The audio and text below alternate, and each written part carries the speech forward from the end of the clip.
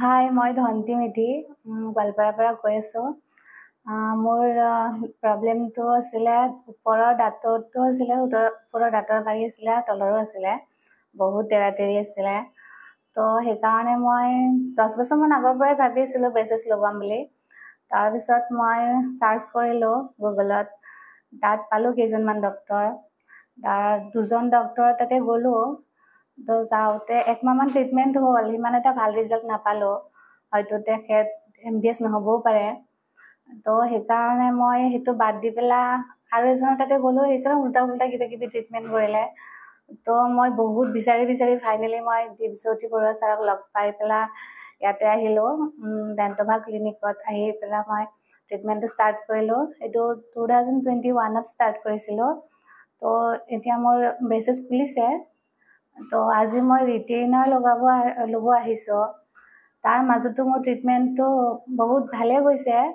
মোৰ দাঁতত বহুত প্ৰব্লেম থকাৰ কাৰণে পোকে হোৱা দাঁতো আছিলে, বেলেগ ডক্তৰবিলাকে যেনেকৈ তেনেকৈ উঠাই দিছে, সেইবিলাক আৰু দীপজ্যোতি ছাৰে ঠিক কৰিব লগা হৈছে। মাইক্ৰ' ইমপ্লেণ্ট এইবিলাক লগাব লগা হৈছে। তো তেনেকৈ মোৰ ট্ৰিটমেণ্টটো ভালে চলি আছিলে, ভালে লাগিছে। তো ফাইনেলি মোৰ ট্ৰিটমেণ্টটো শেষ হৈছে। তাৰপিছত আৰু মোৰ দাঁত মানে 4টা-5টামান গৈছে, পোকে খোৱা আছিলে আৰু উঠাব নলগা দাঁতো উঠাইছিলে। তো 2টা স্পেচ দীপজ্যোতি ছাৰে ক্ল'জ কৰি দিছে। ভাল লাগিছে সেইখিনিৰ কাৰণে মোৰ বহুত টেনশ্যন হৈ আছিলে ক্ল'জ হ'বনে নাই। তো বহুত বেছি ডেভেলপ হৈ গৈছে। তো মই মোৰ লুকটো লৈ বহুত হেপী। স্পেচিয়েলি মই দীপজ্যোতি ছাৰক থেংক ইউ ক'ব বিচাৰিছোঁ। আপোনালোকৰ যদি তেনেকুৱা দাঁতৰ প্ৰব্লেম আছে, তেৰা-তেৰি তেনেকৈ আপোনালোকে MBS অৰ্থডন্টিষ্টত তাতে যাব পাৰে। তেখেতে ভালকৈ মানে আপোনাৰ ট্ৰিটমেণ্ট কৰিব পাৰে।